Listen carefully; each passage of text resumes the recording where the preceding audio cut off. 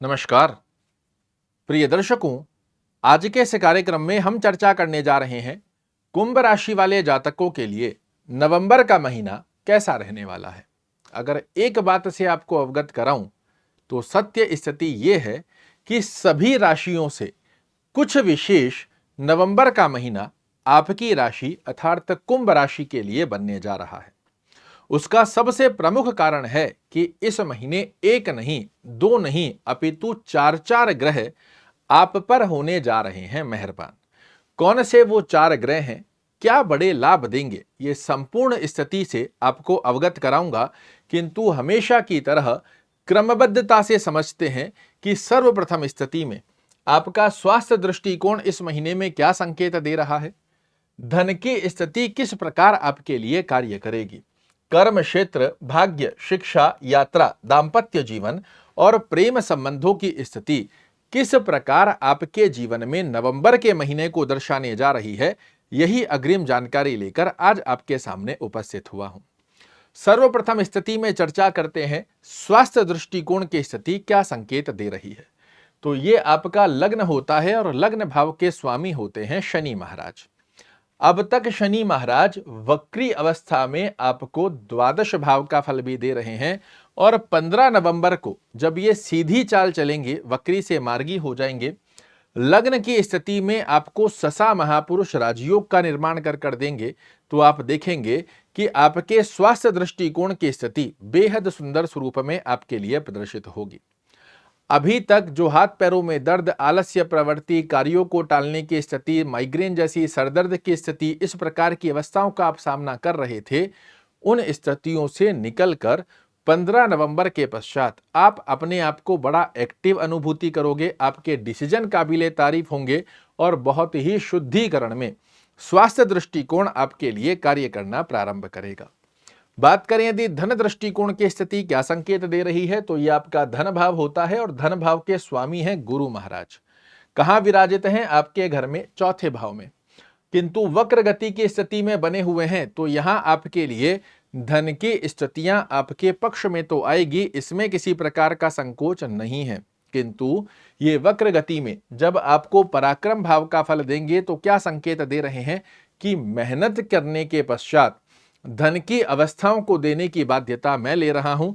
आप अपने कर्म क्षेत्र की स्थिति में अच्छे से अपने पूर्ण रूप से एफर्ट्स ऐड कीजिए, आपके लिए धन की स्थितियां पूर्ण रूप से बनाकर मैं दूंगा। ये गुरु महाराज आपके लिए इस महीने संकेत दे रहे हैं। उसका एक प्रमुख कारण यह भी है कि आप तो स्वयं ही शनि महाराज के कारकत्व में आते हो और ये कर्म फल प्रदाता हैं। कर्म की स्थिति पर जब तक आपका फोकस बना रहेगा, शॉर्टकट रास्तों को जब तक आप साइड में रखकर सीधे रास्तों पर चलने का प्रयास करोगे, आपको लाभ निरंतर मिलता रहेगा। जैसे ही शॉर्टकट रास्तों की तरफ आपने जब जब रुचि बढ़ाई होगी, आपने उसका रिजल्ट भी देखा है कि वो आपके लिए नकारात्मक दृष्टिकोण की स्थिति में ही प्रदर्शित होकर आया है। तो सीधे सद्मार्ग की अवस्था को प्राप्त कीजिएगा, मेहनत पर बिलीव कर चलिएगा, आपके लिए धन दृष्टिकोण की स्थिति भी बेहद सुंदर स्वरूप में कार्य करती हुई पाई जाएंगी।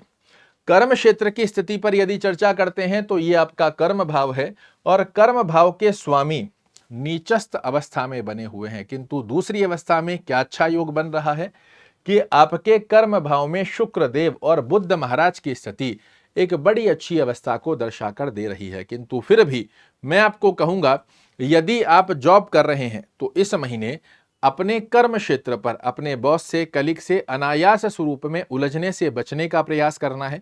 अपने कर्म पर फोकस रखिएगा, आपके लिए शुक्र महाराज और बुध देव की स्थिति बड़े अच्छे लाभ देगी। शॉर्टकट रास्तों से बचकर सीधी गतिविधियों पर चलेंगे तो आपकी एक्सपेक्टेशन से भी अधिक रिजल्ट आप इस समय में प्राप्त करते हुए पाए जाएंगे, क्योंकि वो चार ग्रहों की संज्ञा में शनि, गुरु, शुक्र और बुध, यही वो चार ग्रह हैं जो इस महीने सीधी गतिविधियों से आपकी एक्सपेक्टेशन से बेस्ट लाभ आपको निकालकर दे सकते हैं। बात करें यदि भाग्य दृष्टिकोण की स्थिति क्या संकेत दे रही है, तो आपके भाग्य भाव के स्वामी होते हैं शुक्र महाराज। कहां विराजित हैं? आपके कर्म भाव में। कब तक रहेंगे?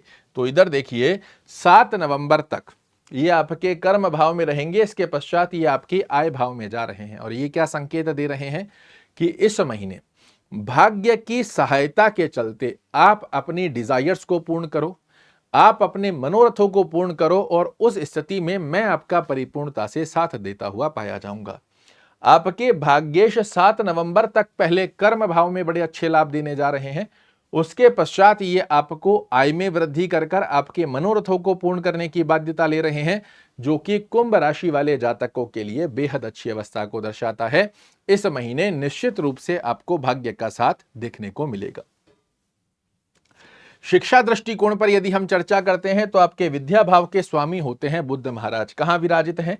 आपके कर्म भाव में। यह बहुत अच्छी अवस्था है। जितने भी विद्यार्थी कंपटीशन की तैयारी कर रहे हैं, हायर एजुकेशन की स्थिति बना रहे हैं या स्कूल कॉलेज में आप पढ़ रहे हैं, बुद्धिमता का कारक ग्रह आपके विद्या भाव का स्थान का स्वामी बेहद सुंदर अवस्था में बना हुआ है, जो कि सभी विद्यार्थियों के लिए नवंबर के महीने में बड़े अच्छे रिजल्ट देता हुआ पाया जाएगा। यात्रा दृष्टिकोण पर यदि हम चर्चा करते हैं तो यह होता है आपका यात्रा भाव। 15 नवंबर के पश्चात आपके यात्रा भाव के स्वामी सीधी चाल चलना प्रारंभ करेंगे। ऐसे में यदि आप व्यापारिक यात्रा करने का विचार कर रहे हैं, मैं आपको रिकमेंड करूंगा 15 नवंबर के पश्चात आप व्यापारिक यात्राओं का विचार कीजिए। आपके हाथ सफलता निकलकर आना तय है, इसमें किसी प्रकार का संकोच नहीं देखने को मिलेगा। दाम्पत्य स्थिति पर यदि हम चर्चा करते हैं तो यह आपका दाम्पत्य भाव है और दाम्पत्य भाव के स्वामी सूर्य महाराज भाग्य भाव में नीच के होकर विराजित हैं। कब तक रहेंगे?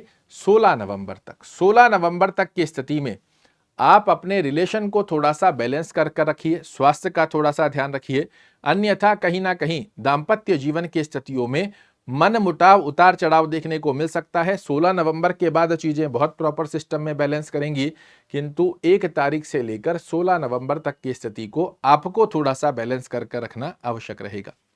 प्रेम संबंध की स्थिति पर यदि हम चर्चा करते हैं तो यह आपका प्रेम भाव भी होता है और प्रेम भाव के स्वामी आपके कर्म भाव में बड़ी सुंदर अवस्था में बने हुए हैं। दूसरी अवस्था में 7 नवंबर के पश्चात शुक्र महाराज की दृष्टि पंचम भाव में जाएगी, जो कि प्रेम संबंध की स्थितियों को दर्शा कर देते हैं। तो जितने भी लोग रिलेशनशिप में बने हुए हैं, इस महीने आपके लिए बड़ा सुंदर महीना आ रहा है, जो कि आपकी रिलेशनशिप को और मजबूत करता हुआ पाया जाएगा। अब हमेशा की तरह हम चर्चा करते हैं उन 3 मुख्य बिंदुओं पर जिनका पालन कर कर आप बना सकते हैं इस महीने को यादगार। क्या है? तो पहली स्थिति में शुभ रंग, शुभ अंक और शुभ दिवस, साथ ही ब्रह्म की, जिसका पालन करने के पश्चात नवंबर का महीना आपके लिए हो जाएगा बहुत ही विशेष।